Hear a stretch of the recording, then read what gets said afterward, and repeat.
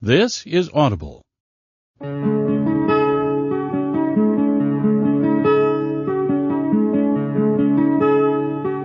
Audio Literature presents The Book of Job, read by Peter Coyote.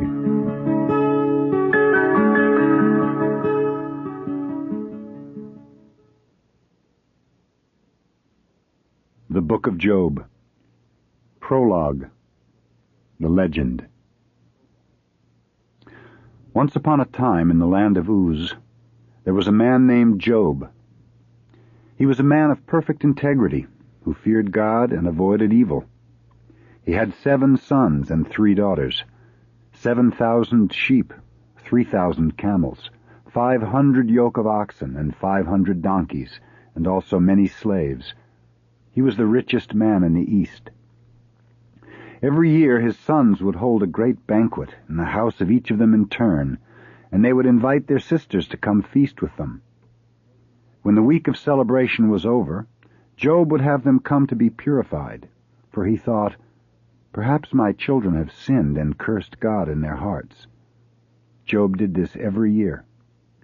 One year, on the day when the angels come to testify before the Lord, the accusing angel came too. The Lord said to the accuser, "Where have you come from?" The accuser answered, "From walking here and there on the earth, and looking around." The Lord said, "Did you notice my servant Job? There is no one on earth like him, a man of perfect integrity who fears God and avoids evil." The accuser said, "Doesn't Job have a good reason for being so good? Haven't you put a hedge around him, himself and his whole family and everything he has? You bless whatever he does, and the land is teeming with his cattle. But just reach out and strike everything he has, and I bet he'll curse you to your face." The Lord said, "All right, everything he has is in your power. Just don't lay a hand on him." Then the accuser left. That same day, as Job's sons and daughters were feasting in the house of the eldest brother, a messenger came to Job and said, "The oxen were plowing and the donkeys grazing, and the Sabaeans attacked and took them and killed the boys, and only I escaped to tell you." Before he had finished speaking, another one came and said, "Lightning fell from the sky and burned up the sheep and boys, and only I escaped to tell you." Before he had finished speaking, another one came and said, "Chaldeans attacked the camels and took them, and killed the boys, and only I escaped to tell you." Before he had finished speaking, another one came and said, "Your sons and daughters were feasting, and a great wind came out of the desert and knocked down the walls of the house, and it fell on them, and they're dead, and only I escaped to tell you." And then Job stood up. He tore his robe, he shaved his head, he lay down with his face in the dust. He said, "Naked I came from my mother's womb, and naked I will return there. The Lord gave, and the Lord has taken. May the name of the Lord be blessed." Once again, on the day when the angels come to testify before the Lord, the accusing angel came too. The Lord said to the accuser, "Where have you come from?" The accuser answered, "From walking here and there on the earth, looking around." The Lord said, "Did you notice my servant Job? There is no one on earth like him, a man of perfect integrity who fears God and avoids evil. He is holding on to his innocence, even after you made me torment him for no reason." The accuser said, "So what? A man will give up everything he has to save his own skin, but just reach out and strike his flesh and bones. I bet he'll curse you to your face." The Lord said, "All right. He is in your power. Just don't kill him." Then the accuser left. He covered Job with boils from his scalp to the soles of his feet. Job took a piece of broken pottery to scratch himself with and sat down in the dust. His wife said to him, "How long will you go on clinging to your innocence? Curse God and die." Job said, "Foolish woman, have you lost your mind? We have accepted good fortune from God. Surely we can accept bad fortune too." Now Job had 3 friends, Eliphaz the Temanite, Bildad the Shuhite, and Zophar the Naamathite. When these friends heard of all the calamities that had come upon him, each of them left his own country to mourn with Job and to comfort him. They met at an appointed place and went on together. When they arrived and saw Job from a distance, they could barely recognize him. They cried out and tore their clothing and sprinkled dust on their heads. Then they sat with him for 7 days and 7 nights, and no one said a word, for they saw how great his suffering was.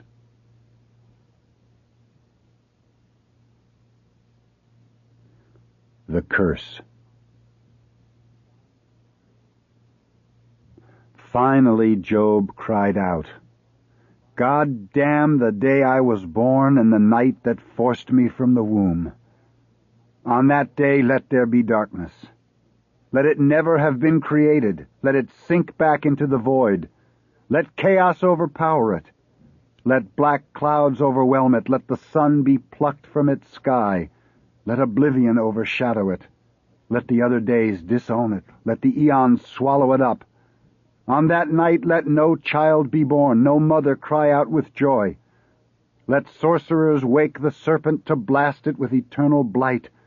Let its last stars be extinguished.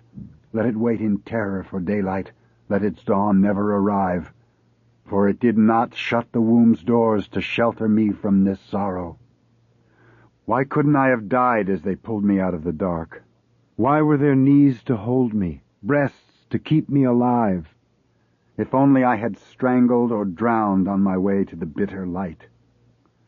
Now I would be at rest. I would be sound asleep with kings and lords of the earth who lived in echoing halls, with princes who hoarded silver and filled their cellars with gold. There the troubled are calm. There the exhausted rest. Rich and poor are alike there, and the slave lies next to his master. Why is there light for the wretched, life for the bitter-hearted who long for death, who seek it as if it were buried treasure, who smile when they reach the graveyard and laugh as their pit is dug? For God has hidden my way and put hedges across my path. I sit and gnaw on my grief. My groans pour out like water. My worst fears have happened. My nightmares have come to life. Silence and peace have abandoned me, and anguish camps in my heart.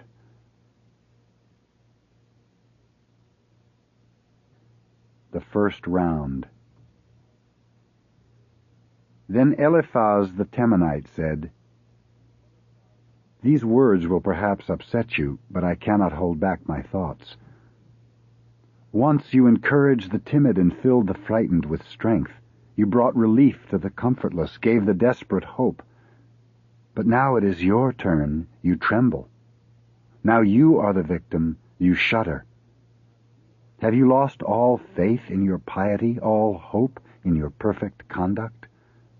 Can an innocent man be punished? Can a good man die in distress? I have seen the plowers of evil reaping the crimes they sowed. One breath from God and they shrivel up, one blast of his rage and they burn. The lion may roar with fury, but his teeth are cracked in his mouth. The jackal howls and goes hungry. The wolf is driven away. Now a word in secret came to me. A whisper crept in my ear at night when visions flash and ecstasy grips the mind. Terror caught me. Panic shook my bones like sticks. Something breathed on my face. My hair stood stiff. I could barely see.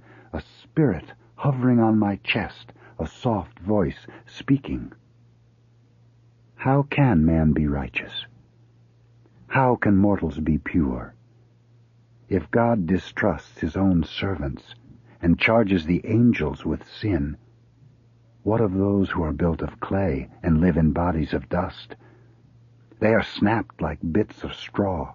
Their lives are blown out like candles. They vanish. And who can save them? Call now, will anyone answer? To which of the angels will you turn? For anger destroys the fool, and passion flays the ignorant. I have seen the fool rooted up, his house collapsing in ruins, his children stripped naked, with no one to help or pity them, the hungry devouring his harvest, the thirsty gulping his wine. For pain does not spring from the dust, or sorrow sprout from the soil. Man is the father of sorrow as surely as sparks fly upward. If I were you, I would pray. I would put my case before God. His workings are vast and fathomless, his wonders beyond our grasp. He lifts up the despised and leads the abandoned to safety. He traps the wise in their cleverness and ruins the plots of the cunning. By day they stumble in shadows, at noon they grope in the dark, but he plucks the poor from danger and the meek from the power of wrong. Then there is hope for the wretched, and wickedness shuts its mouth. You are lucky that God has scolded you, so take his lesson to heart. For he wounds, but then binds up. He injures, but then he heals. When disaster strikes, he will rescue you and never let evil touch you. In war he will save you from bloodshed, in famine from the grip of death. When slander roams, he will hide you. You will laugh in calamity's face. In league with the stones of the field, in concord with savage beasts, you will know that your house is protected and your meadows safe from harm. You will see your family multiply, your children flourish like grass. You will die at the height of your powers and be gathered like ripened grain. I know that these things are true. Consider them now and learn. Then Job said, If ever my grief were measured, or my sorrow put on a scale, it would outweigh the sands of the ocean. That is why I am desperate. For God has ringed me with terrors, and his arrows have pierced my heart. When a donkey has grass, does he bray? Does an ox low near his fodder? Can gruel be eaten unsalted? Is there taste in the white of an egg? My lips refuse to touch it. My heart is sickened at its sight. If only my prayer were answered and God granted my wish. If only he made an end of me, snipping my life like a thread. That is my only comfort as I writhe in this savage pain. How long can I keep on waiting? Why should I stay alive? Is my body hard as a rock? Is my flesh made of brass? All my strength has left me. All hope has been driven away. My friends are streams that go dry, riverbeds in the desert. In spring they're dark with ice, swollen with melted snow. But when summer comes, they're gone. They vanish in the blazing heat. Pilgrims search for them everywhere and lose their way in the dust. They wander, dazed, panting, their tongues parch and turn black. You too have turned against me. My wretchedness fills you with fear. Have I ever asked you to help me or begged you to pay my ransom, to rescue me from an enemy, or save me from an oppressor? Teach me and I will be silent. Show me where I am wrong. Does honest speech offend you? Are you shocked by what I have said? Do you want to disprove my passion or argue away my despair? Look me straight in the eye. Is this how a liar would face you? Can't I tell right from wrong? If I sinned, wouldn't I know it? Man's life is a prison. He is sentenced to pain and grief. Like a slave, he pants for the shadows. Like a servant, he longs for rest. Each day I live seems endless, and I suffer through endless nights. When I lie down, I long for morning. When I get up, I long for evening. All day I toss and turn, my flesh crawls with maggots, my skin cracks and oozes, my days fly past me like a shuttle, and my hope snaps like a thread. Remember, life is a breath. Soon I will vanish from your sight. The eye that looks will not see me. You may search, but I will be gone. Like a cloud fading in the sky, man dissolves into death. He leaves the whole world behind him and never comes home again. Therefore I refuse to be quiet. I will cry out my bitter despair. Am I the sea or the serpent that you pen me behind a wall? If I say sleep will comfort me, I will lie down to ease my pain. Then you terrify me with visions.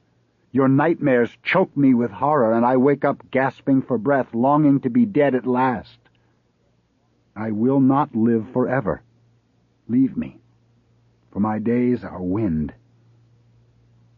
What is man that you notice him? Turn your glare upon him, examine him every morning, test him at every instant.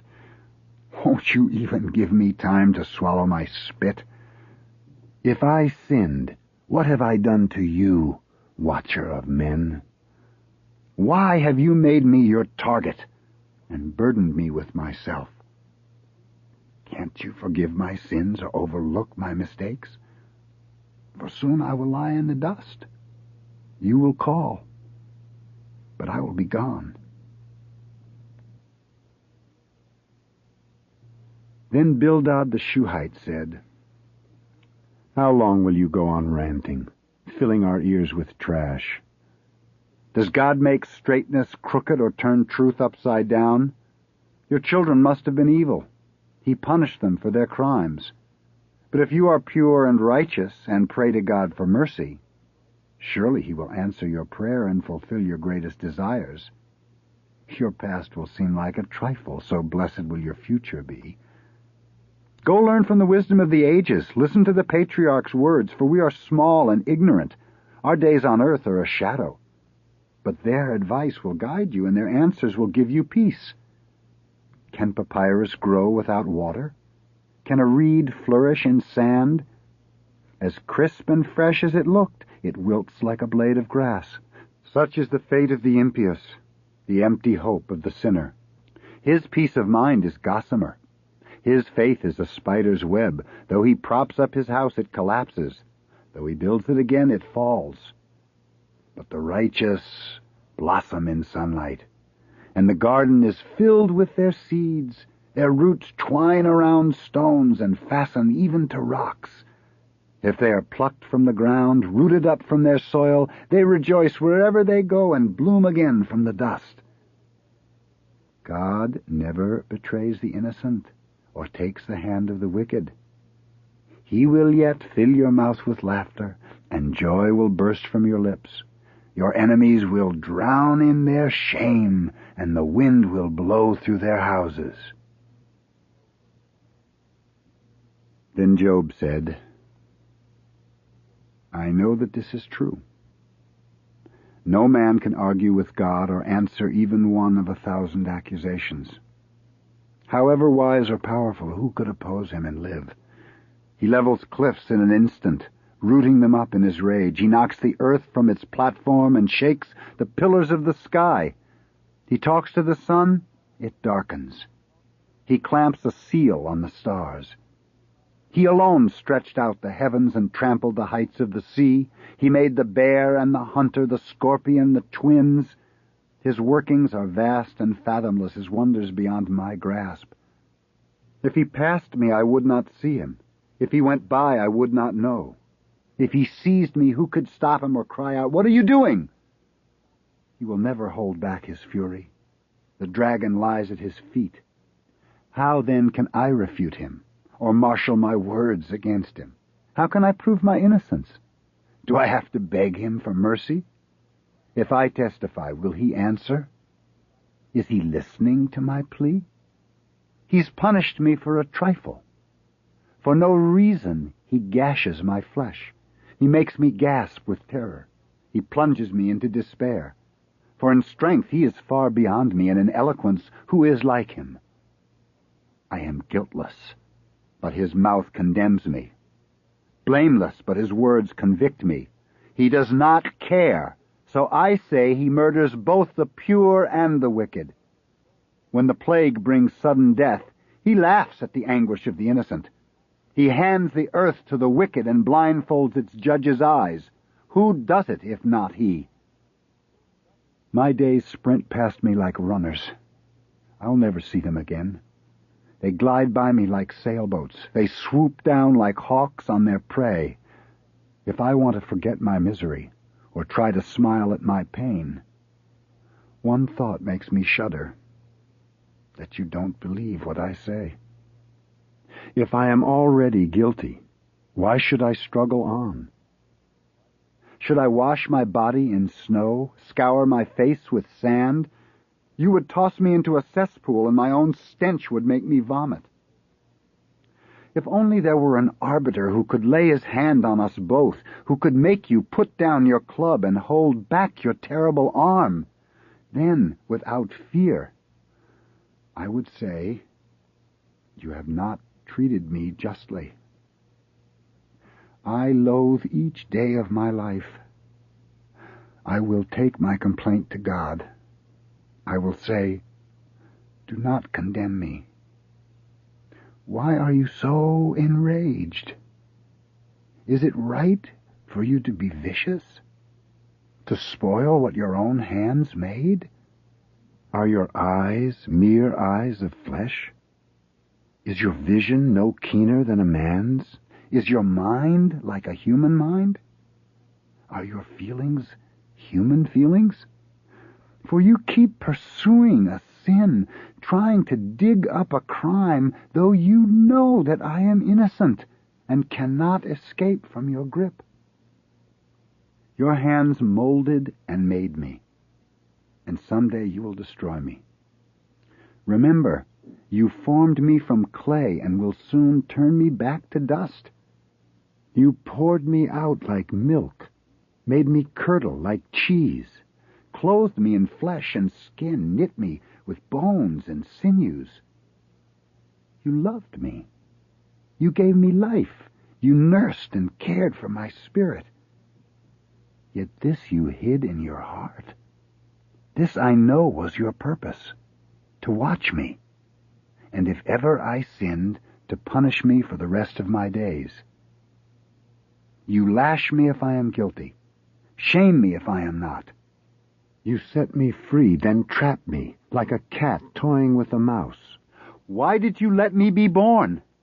Why couldn't I have stayed in the deep waters of the womb, rocked to sleep in the dark? Is my life not wretched enough? Leave me one moment of peace before I must go away to the land of endless shadows, to the land of gloom and sighing, where dawn is as black as night. Then Zophar the Naamathite said, Should this man be saved by his words, acquitted because he speaks well? Should you mouth us into submission and go on with your impudent lies? You say my conscience is clear. You think that your life is spotless. But if God were to cross-examine you and turned up your hidden motives and presented his case against you and told you why he has punished you, you would know that your guilt is great. How can you understand God or fathom his endless wisdom?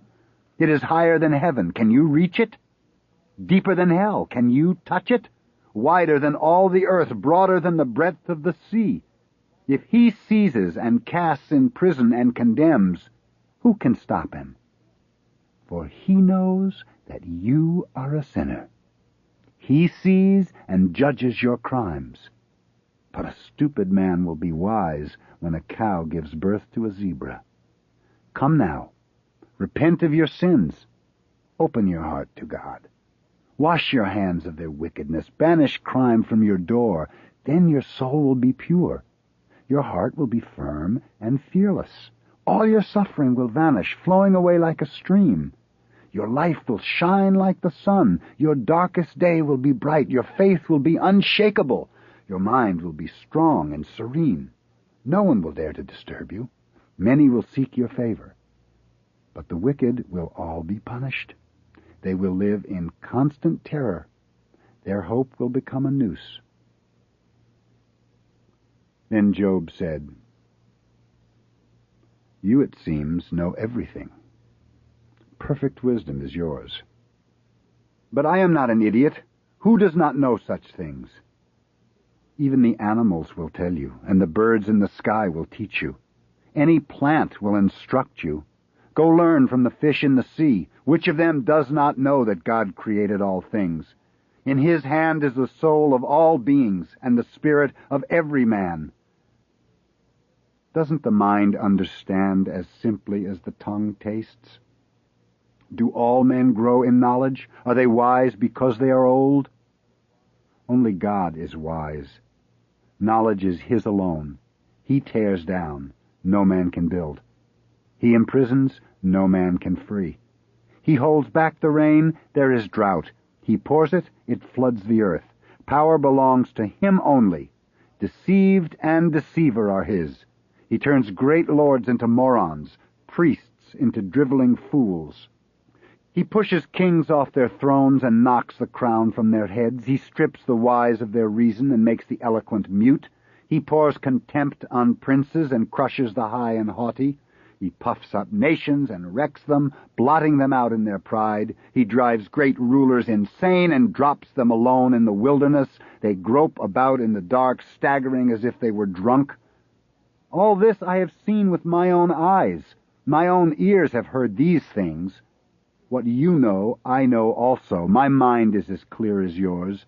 But I want to speak before God, to present my case in God's court.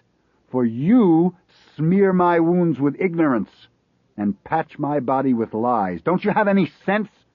Will you never shut your mouths? Listen now to my arguments. Hear out my accusations. Will you lie to vindicate God? Will you perjure yourselves for him? Will you blindly stand on his side, pleading his case alone? What will you do when he questions you? Can you cheat him as you would a man? Won't he judge you severely if your testimony is false?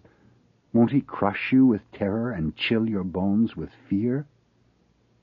Your answers are dusty answers. Your words crumble like clay. Be quiet now. Let me speak. Whatever happens will happen. I will take my flesh in my teeth, hold my life in my hands. He may kill me, but I won't stop. I will speak the truth to his face. Listen now to my words. Pay attention to what I say, for I have prepared my defense, and I know that I am right. Grant me one thing only, and I will not hide from your face. Do not numb me with fear or flood my heart with your terror. Accuse me, I will respond. Or let me speak and answer me. What crime have I committed? How have I sinned against you? Why do you hide your face as if I were your enemy?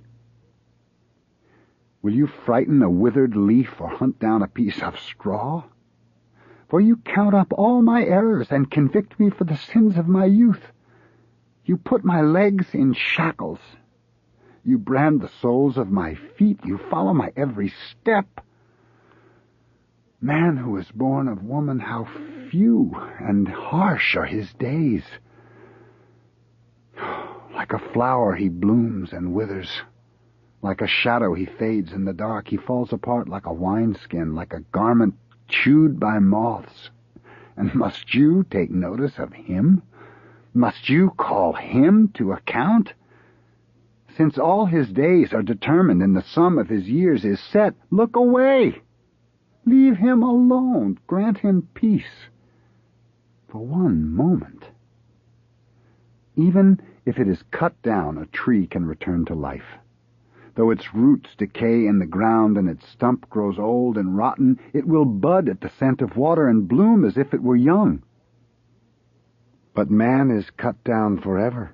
He dies, and where is he then? The lake is drained of its water, the river becomes a ditch, and man will not rise again while the sky is above the earth. If only you would hide me in the pit till your anger has passed away, then come to me and release me. All my days in prison I would sit and wait for that time. You would call me, I would answer. You would come to me and rejoice, delighting in my smallest step like a father watching his child. But cliffs fall to the ground, boulders crumble away, mountains are turned to dust, and you destroy man's hope. You crush him into the ground, send him away disfigured, If his sons are honored, does he know? If his daughters are shamed, does he care? Only his own flesh hurts him, and he mourns for himself alone.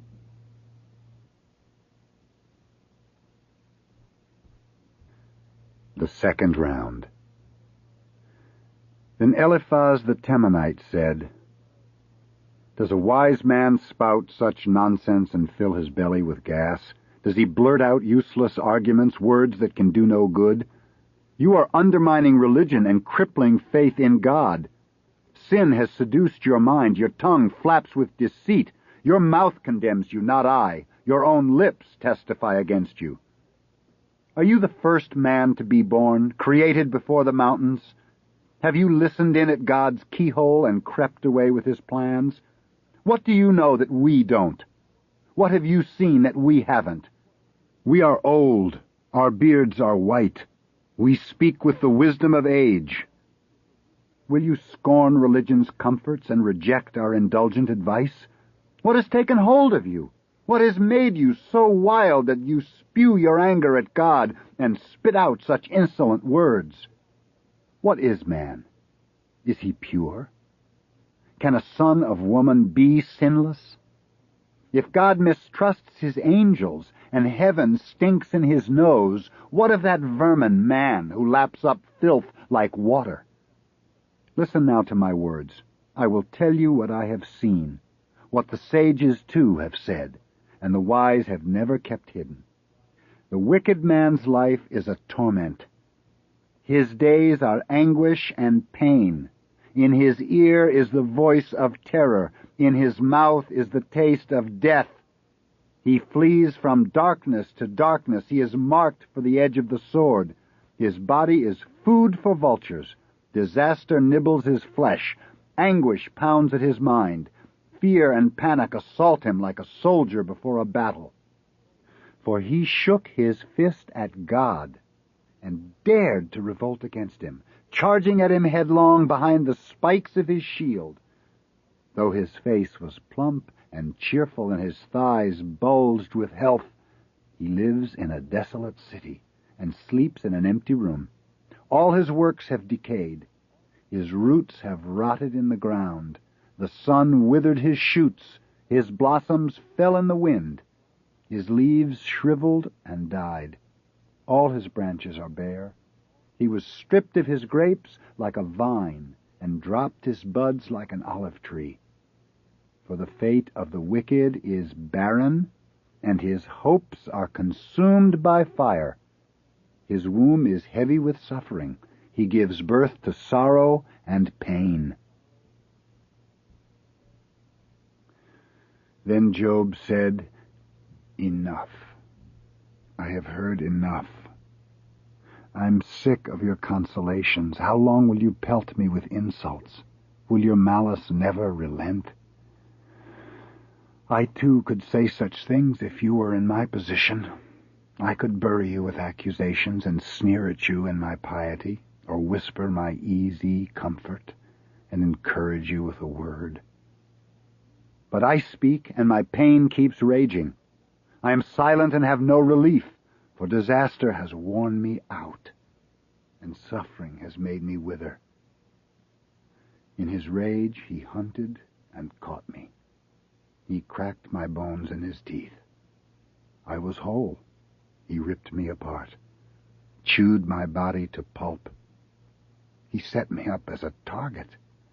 His arrows tore through my flesh. He hacked my liver to pieces. He poured my gall on the ground. He besieged me like a fortress.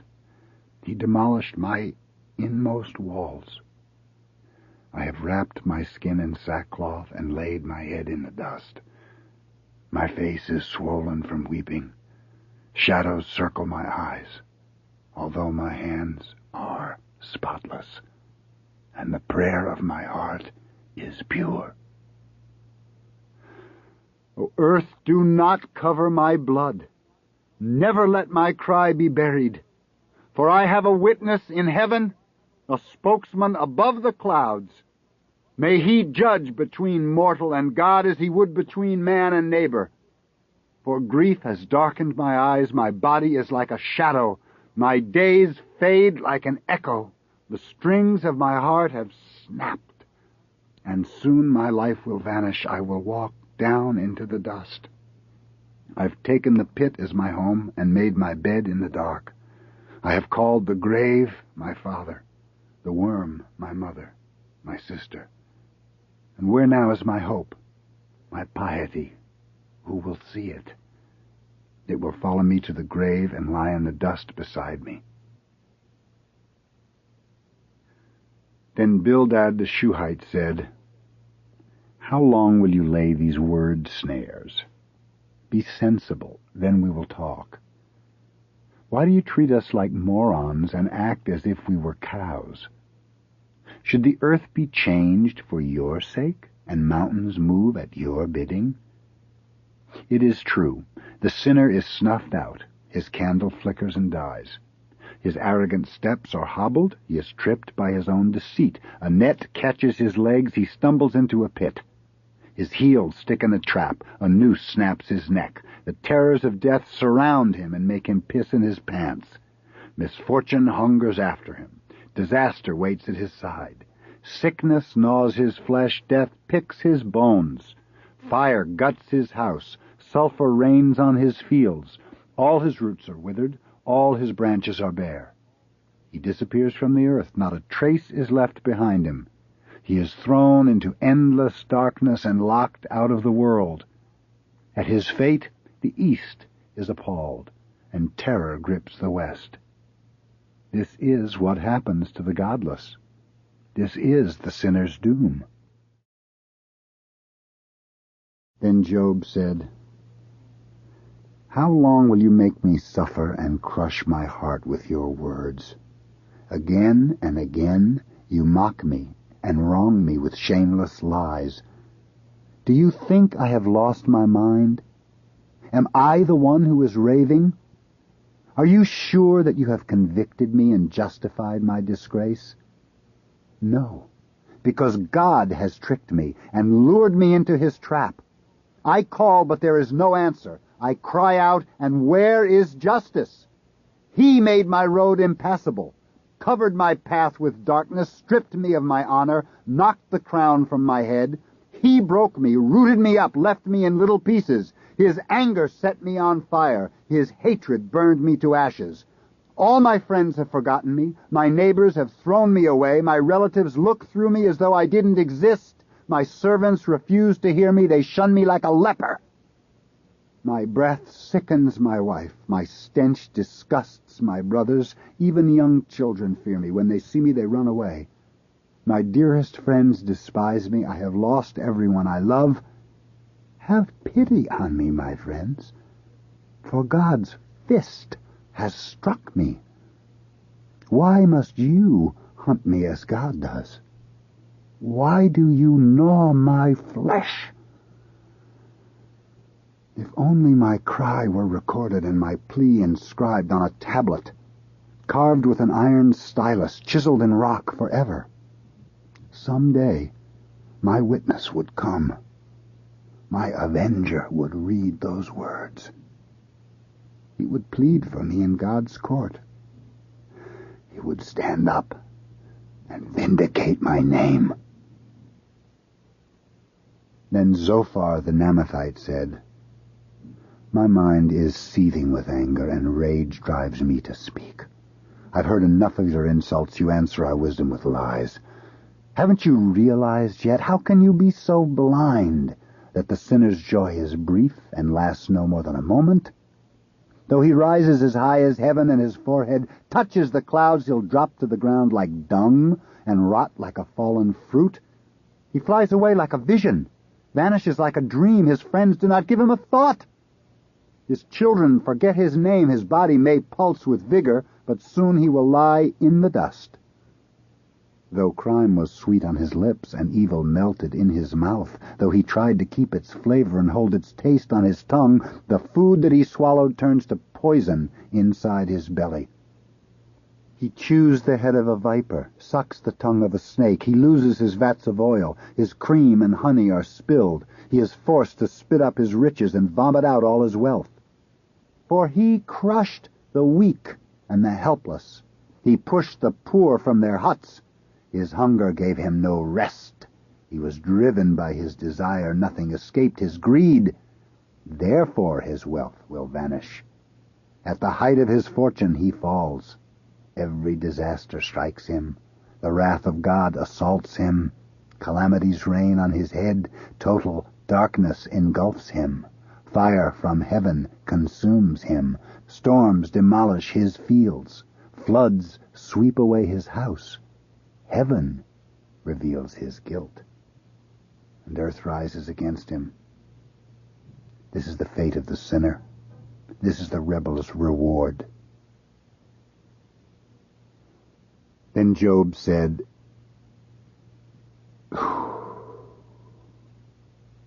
"Listen now to my words. Let that be the comfort you give me. Bear with me. Let me speak. When I finish, then you can laugh. Is my grievance against a man? Why shouldn't I be impatient? Look at me. Be appalled. Clap your hands to your mouths. When I think of it, I am terrified, and horror chills my flesh. Why do the wicked prosper and live to a ripe old age? Their children stand beside them, their grandchildren sit on their laps. Their houses are safe from danger, secure from the wrath of God. Not one of their bulls is impotent. Not one of their cows miscarries. Their grandchildren run out to play, skipping about like lambs, singing to drum and lyre, dancing to the sound of the flute. They end their lives in prosperity and go to the grave in peace. Yet they tell God, 'Leave us alone. We can't be bothered about you.' Why should we pray to God? What good will it do us to serve you? Is the lamp of the sinner snuffed out? Does misfortune knock on his door? Is he really driven like chaff, blown like straw in the wind? Is calamity saved for his children? Let him have his punishment now. Let his own eyes see disaster. Let him choke on the wrath of God. For what does he care about others when his own life comes to an end? One man dies serenely, lapped in safety and comfort, his thighs bulging with fat, the marrow moist in his bones. Another dies in despair, his life bitter on his tongue. But both men rot in the ground, and maggots chew on them both. I know what you are thinking, the lies you have slapped together. You say, 'But where is the rich man? Show us the homes of the wicked.' Haven't you talked with travelers? Don't you know from their tales that the sinner escapes destruction and is spared on the day of wrath? No one condemns his sins or punishes him for his crimes. He is carried with pomp to the graveyard. Thousands weep by his coffin. He is tucked into the earth, and flowers bloom on his grave. How hollow, then, is your comfort? Your answers are empty lies.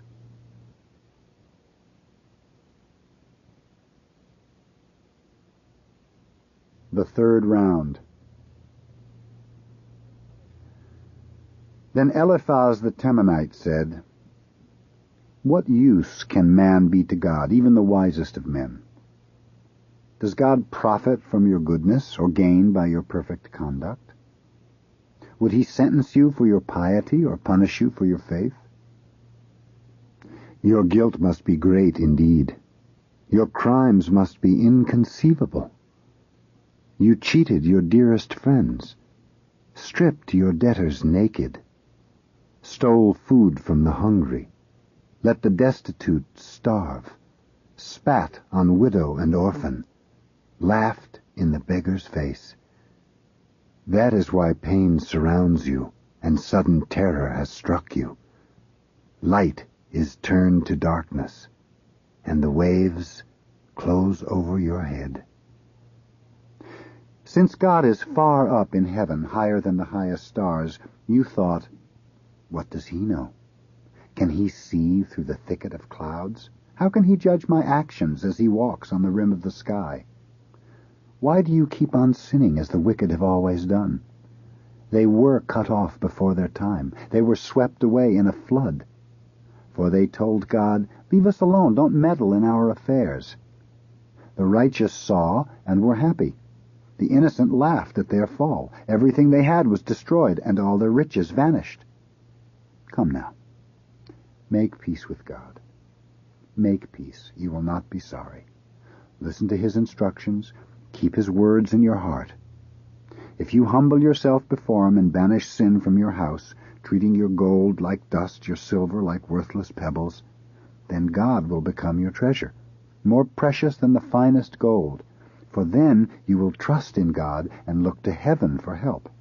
You will pray, and he will hear you. He will grant whatever you wish. Everything you do will succeed, and light will shine on your path. For he does not abandon the innocent. If you are pure, he will save you. Then Job said, "Still my condition is desperate. His fist still beats on my skull. If only I knew where to meet him and could find my way to his court, I would argue my case before him. Words would flow from my mouth. I would counter all his arguments and disprove his accusations. Would he try to overpower me or refuse to hear my defense? Surely he would listen to reason. I would surely win my case, for he knows that I am innocent. If he sifts me, I will shine like gold. My feet have walked on his way and never strayed from his path. I have kept all his commandments, treasuring his words in my heart."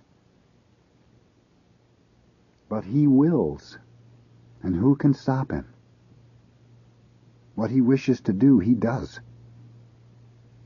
He will go ahead with his plans, devising my endless torment. That is why terror grips me. When I think of it, I'm appalled.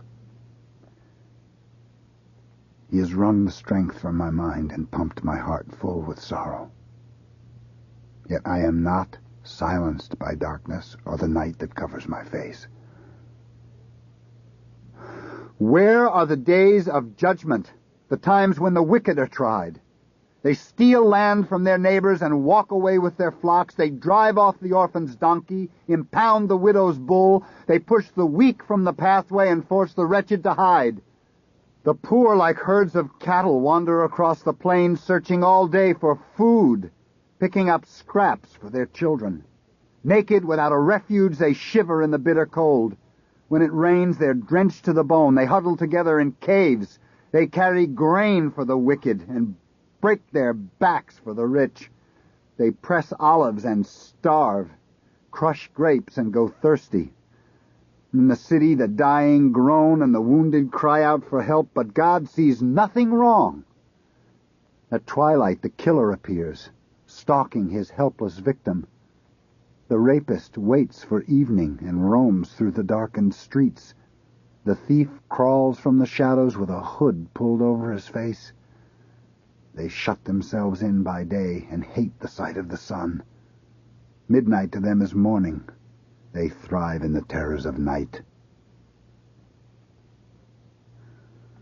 Then Bildad the Shuhite said, "How can a man be pure or a son of woman be sinless? If God despises the moon and thinks that the stars are tainted, what about man? That worm, that vile, stinking maggot. Power belongs to God, who makes peace in heaven. Can his vast battalions be numbered? Who can escape his onslaught? The dead tremble beneath him. Demons shudder at his name. The pit is naked before him. Below him the grave gapes wide. He stretched the sky over chaos. He hung the earth in the void. He wrapped the waters in rain clouds, and they did not burst from the weight. He set the horizon there at the boundary of light and darkness. The pillars of heaven trembled. The mountains shook at his rage. With his power he bound the sea. With his cunning he crushed the dragon. He shattered the ocean with his breath and pierced the primeval serpent. These are the least of his works. We hear no more than a whisper, for who knows his thunderous might?" Then Job said, "How kind you all have been to me. How considerate of my pain. What would I do without you and the good advice you have given? Who has made you so tactful and inspired such compassionate words? I swear by God, who has wronged me and filled my cup with despair, that while there is life in this body and as long as I can breathe, I will never let you convict me. I will never give up my claim. I will hold tight to my innocence. My mind will never submit." Then Zophar the Naamathite said, "What can the sinner hope for when God demands his life? Is he able to trust in God and cry out to him at that moment? Will God be moved by his screaming as death takes him by the throat? This is the sinner's fate, the violent man's reward. Famine devours his daughters. His sons are murdered by thieves. He may heap up silver like dirt, pile up the finest linen, but the righteous inherit his wealth, and the innocent share his possessions. His house is frail as a bird's nest, weak as a watchman's hut. He goes to sleep a rich man. When he wakes up, his room is bare. Waves of terror flood over him. Panic sweeps him away. The east wind flings itself on him, whirls him out of his bed, claps its hands around him, and whistles him off in the dark.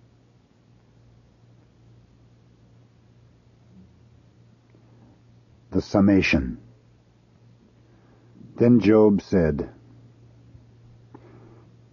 "If only I could return to the days when God was my guardian, when his fire blazed above me and guided me through the dark, to the days when I was in blossom and God was a hedge around me, when he hadn't yet deserted me and my children sat at my side, when my feet were bathed in cream and oil gushed from the rock. As I walked to the square of the city and took my seat of honor, young men held their breath.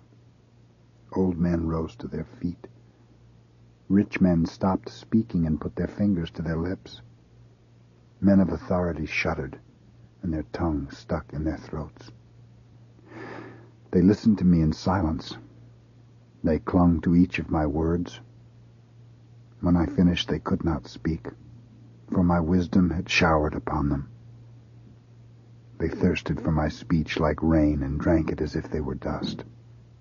My smile gave them courage. My radiant face inspired them. I sat before them in majesty, like a king at the head of his troops. All ears were filled with my praise. Every eye was my witness. For I rescued the poor, the desperate, those who had nowhere to turn. I brought relief to the beggar and joy to the widow's heart. Righteousness was my clothing, justice my robe and turban. I served as eyes for the blind, hands and feet for the crippled. To the destitute I was a father. I fought for the stranger's rights. I broke the jaws of the wicked, plucked the spoil from their teeth. And I thought, I will live many years, growing as old as the palm tree. My roots will be spread for water, and the dew will rest on my boughs. And now I am jeered at by street boys whose fathers I would have considered unfit to take care of my dogs. What were they but mongrels? No one would have called them men. Shriveled up with hunger, they gnawed the desolate wasteland. They picked leaves for their supper, fed on branches and roots. They were driven out from the cities, shouted after like thieves, to live out their days in the wilderness, in caverns or under rocks. They grunted together in the bushes and copulated in the dust, these misbegotten wretches, these outcasts from the land of men. And now I am their fool. They snigger behind my back. They stand beside me and sneer. They walk up and spit in my face. When they see me, frenzy takes them. They turn into savage beasts. They rush at me in a mob. They raise siege ramps against me. They tear down my defenses. They swarm over my wall. They burst in at the breach and come pouring through like a flood. Terror rises before me. My courage is blown like the wind. Like a cloud, my hope is gone. And now I am in agony. The days of sorrow have caught me. Pain pierces my skin. Suffering gnaws my bones. Despair grips me by the neck, shakes me by the collar of my coat. You show me that I am clay, and make certain that I am dust. I cry out, and you do not answer. I am silent, and you do not care. You look down at me with hatred, and lash me with all your might. You toss me around in storm clouds, straddle me on the wind, and I know that you will destroy me, and lock me in the house of the dead. Did I ever strike down a beggar when he called to me in distress? Didn't I weep for the wretched? Didn't I grieve for the poor? Yet instead of good came evil, and instead of light there was darkness. My innards boil and clamor. The days of suffering have caught me. I despair and can find no comfort. I stand up and cry for help. I am brother to the wild jackal, friend to the desert owl. My flesh blackens and peels. All my bones are on fire. And my harp is tuned to mourning, my flute to the sound of tears. I made a pact with my eyes that I would not gaze at evil. But what good has virtue done me? How has God rewarded me? Isn't disgrace for sinners and misery for the wicked? Can't he tell right from wrong or keep his accounts in order? If I ever held hands with malice or my feet hurried to crime, I will prove that I am innocent. I will make him see with his eyes. If my legs strayed from the path, or my heart followed my glance, or a stain clung to my palms, let strangers eat what I sowed and tear out my crop by the roots. If my loins were seduced by a woman and I loitered at my neighbor's door, let any man take my wife and grind in between her thighs. If I scorned the rights of my servant or closed my ears to his plea, what would I do if God appeared? If he questioned me, what could I answer? Didn't the same God make us and form us both in the womb? If I ever neglected the poor or made the innocent suffer, if I ate my meals alone and did not share with the hungry, if I did not clothe the naked or care for the ragged beggar, if his body did not bless me for the warmth of my sheep's wool, if I ever abused the helpless, knowing that I could not be punished, let my arm fall from my shoulder and my elbow be ripped from its socket. If my land cried out against me, if its furrows saw me and wept, if I took its fruits without paying or caused its tenants to sigh, let thorns grow instead of wheat and thistles instead of barley.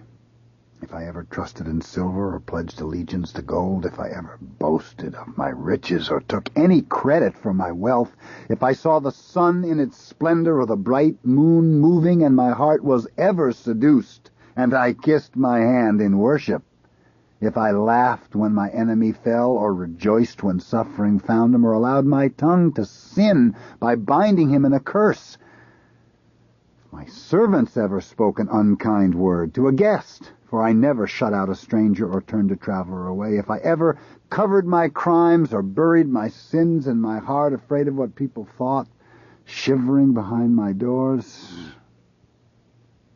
oh, if only God would hear me, state his case against me. Let me read his indictment. I would carry it on my shoulder or wear it on my head like a crown. I would justify the least of my actions. I would stand before him like a prince.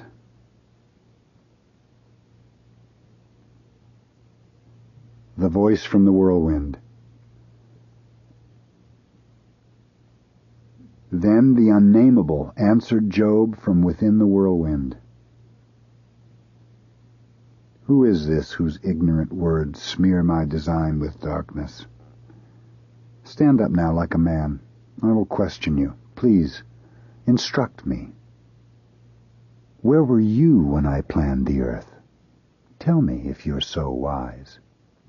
Do you know who took its dimensions, measuring its length with a cord? What were its pillars built on? Who laid down its cornerstone while the morning stars burst out singing and the angels shouted for joy? Were you there when I stopped the waters as they issued gushing from the womb? When I wrapped the ocean in clouds and swaddled the sea in shadows? When I closed it in with barriers and set its boundaries, saying, "Here you may come, but no farther. Here shall your proud waves break." Have you ever commanded morning or guided dawn to its place, to hold the corners of the sky and shake off the last few stars? All things are touched with color. The whole world is changed. Have you walked through the depths of the ocean or dived to the floor of the sea? Have you stood at the gates of doom or looked through the gates of death? Have you seen to the edge of the universe? Speak up if you have such knowledge. Where is the road to light? Where does darkness live? Perhaps you will guide them home or show them the way to their house. You know, since you have been there and are older than all creation. Have you seen where the snow is stored, or visited the storehouse of hail, which I keep for the day of terror, the final hours of the world? Where is the west wind released and the east wind sent down to earth? Who cuts a path for the thunderstorm and carves a road for the rain to water the desolate wasteland, the land where no man lives, to make the wilderness blossom and cover the desert with grass? Does the rain have a father? Who has begotten the dew? Out of whose belly is the ice born? Whose womb labors with the sleet? The water's surface stiffens, the lake grows hard as rock. Can you tie the twins together or loosen the hunter's cords? Can you light the evening star or lead out the bear and her cubs? Do you know all the patterns of heaven and how they affect the earth? If you shout commands to the thunderclouds, will they rush off to do your bidding? If you clap for the bolts of lightning, will they come and say, "Here we are"? Who gathers up the storm clouds, slits them and pours them out, turning dust to mud and soaking the cracked clay? Do you hunt game for the lioness and feed her ravenous cubs when they crouch in their den impatient, or lie in ambush in the thicket? Who finds her prey at nightfall when her cubs are aching with hunger? Do you tell the antelope to calve, or ease her when she's in labor? Do you count the months of her fullness and know when her time has come? She kneels, she tightens her womb, she pants, she presses, gives birth. Her little ones grow up. They leave and never return. Who unties the wild ass and lets him wander at will? He ranges the open prairie and roams across the salt lands. He is far from the tumult of cities. He laughs at the driver's whip. He scours the hills for food in search of anything green. Is the wild ox willing to serve you? Will he spend the night in your stable? Can you tie a rope to his neck? Will he harrow the fields behind you? Will you trust him because he is powerful and leave him to do your work? Will you wait for him to come back, bringing your grain to the barn? Do you deck the ostrich with wings, with elegant plumes and feathers? She lays her eggs in the dirt and lets them hatch on the ground, forgetting that a foot may crush them or sharp teeth crack them open. She treats her children cruelly, as if they were not her own, for God deprived her of wisdom and left her with little sense. When she spreads her wings to run, she laughs at the horse and rider. Do you give the horse his strength? Do you clothe his neck with terror? Do you make him leap like a locust, snort like a blast of thunder? He paws and champs at the bit. He exults as he charges into battle. He laughs at the sight of danger. He does not wince from the sword or the arrows nipping at his ears or the flash of spear and javelin. With his hooves he swallows the ground. He quivers at the sound of the trumpet. When the trumpet calls, he says, "Ah!" From far off he smells the battle, the thunder of the captains and the shouting. Do you show the hawk how to fly, stretching his wings on the wind? Do you teach the vulture to soar and build his nest in the clouds? He makes his home on the mountaintop, on the unapproachable crag. He sits and scans for prey. From far off his eyes can spot it. His little ones drink its blood. Where the unburied are, he is. Then the Unnameable asked Job, "Has God's accuser resigned? Has my critic swallowed his tongue?" Job said to the Unnameable, "I am speechless. What can I answer? I put my hand on my mouth. I have said too much already. Now I will speak no more." Then the Unnameable again spoke to Job from within the whirlwind. "Do you dare to deny my judgment? Am I wrong because you are right? Is your arm like the arm of God? Can your voice bellow like mine? Dress yourself like an emperor. Climb up onto your throne. Unleash your savage justice. Cut down the rich and the mighty. Make the proud man grovel. Pluck the wicked from their perch. Push them into the grave. Throw them, screaming, to hell. Then I will admit that your own strength can save you. Look now, the beast that I made. He eats grass like a bull.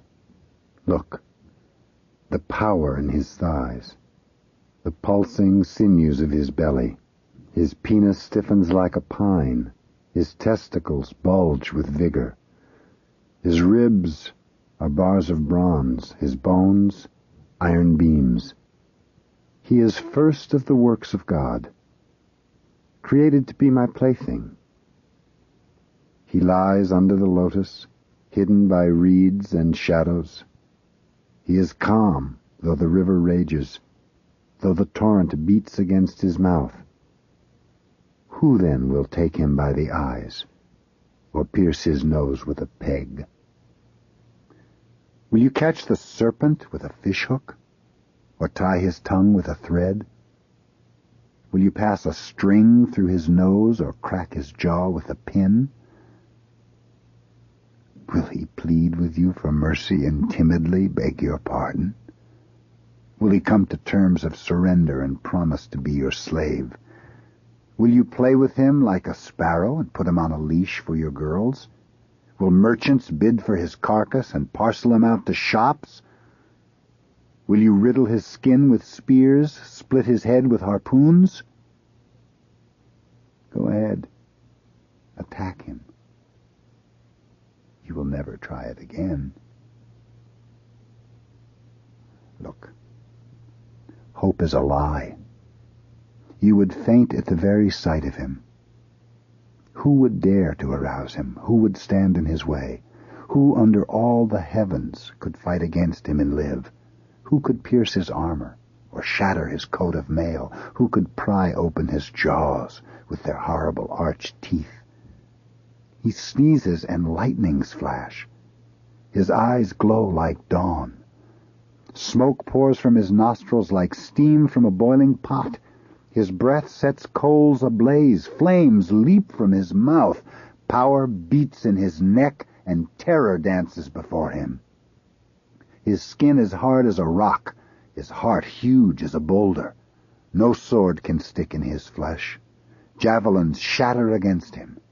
He cracks iron like straw, bronze like rotten wood. No arrow can pierce his skin. Sling stones hit him and crumble. He chews clubs to splinters and laughs at the quivering spear. His belly is thick with spikes. He drags the swamp like a rake. When he rises, the waves fall back and the breakers tremble before him. He makes the ocean boil, lashes the sea to a froth. His wake glistens behind him. The waters are white with foam. No one on earth is his equal, a creature without fear.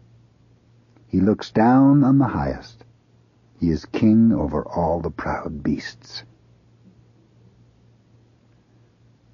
Then Job said to the Unnameable, I know you can do all things, and nothing you wish is impossible. Who is this whose ignorant words cover my design with darkness? I have spoken of the unspeakable, and tried to grasp the infinite. Listen, and I will speak. I will question you. Please instruct me. I had heard of you with my ears, but now my eyes have seen you. Therefore I will be quiet, comforted that I am dust.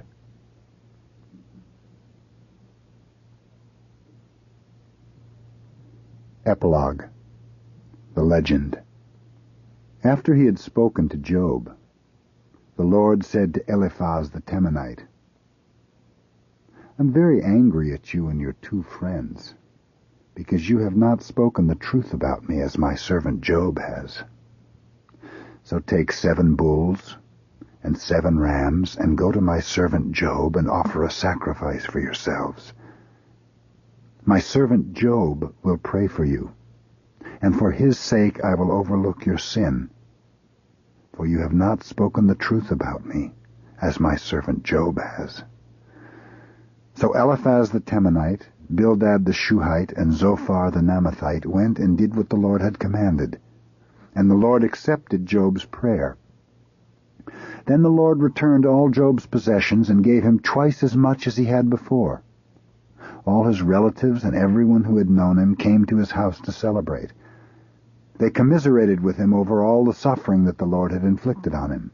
As they left, each one gave him a coin or a gold ring. So the Lord blessed the end of Job's life more than the beginning.